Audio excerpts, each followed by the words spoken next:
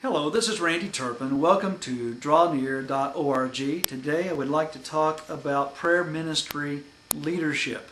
We're going to look today at the role of leadership played by basically three people or three groups of people within the local church. Number one, we're looking at the role of the senior pastor. Number two, we're looking at the role of the church prayer coordinator.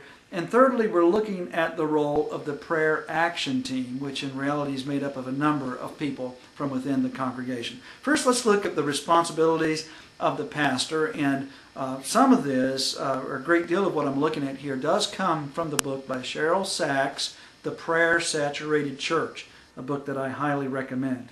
The responsibilities of the pastor. And what we're looking at here are some things that the pastor, you need. There's a lot of things in the church that you can delegate, but we're looking at some things here that I don't believe that you can delegate some of these things.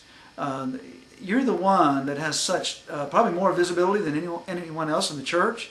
You're setting the pace among other leaders as to what the church is about, what the church should be doing. So we're looking here at 4 key responsibilities that Cheryl Sachs raises. Number one, develop an authentic prayer life yourself. And I've talked about this in one of the other video clips. You can't fake a prayer life.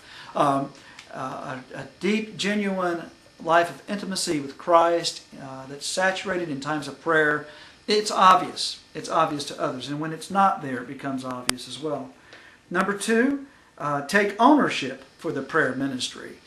Do not become detached from the prayer ministry. If you delegate certain aspects of the prayer ministry to others, make sure that you stay in touch, close communication, supportive of that prayer ministry, speaking of it often from the pulpit, participating from time to time yourself. You don't have to be involved in every prayer activity as a senior pastor, but get in there and get involved to some degree and stay connected with it. Thirdly, mentor and disciple the prayer leaders. They need to catch your vision, Pastor.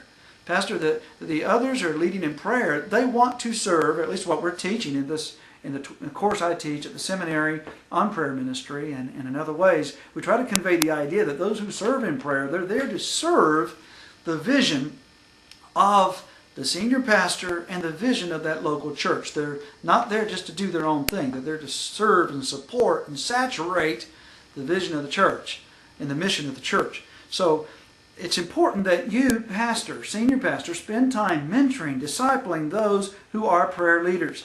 Number 4, build and maintain a rapport with the prayer leaders of your church. Keep that relationship strong. Keep the fellowship there. Stay connected with them. So those are the responsibilities of the pastor. Once again, number 1, develop an authentic prayer life. Number 2, take ownership for the prayer ministry. Number 3, mentor and disciple the prayer leaders. Number 4, build and maintain rapport with the prayer leaders of your church. So those are the responsibilities of the pastor.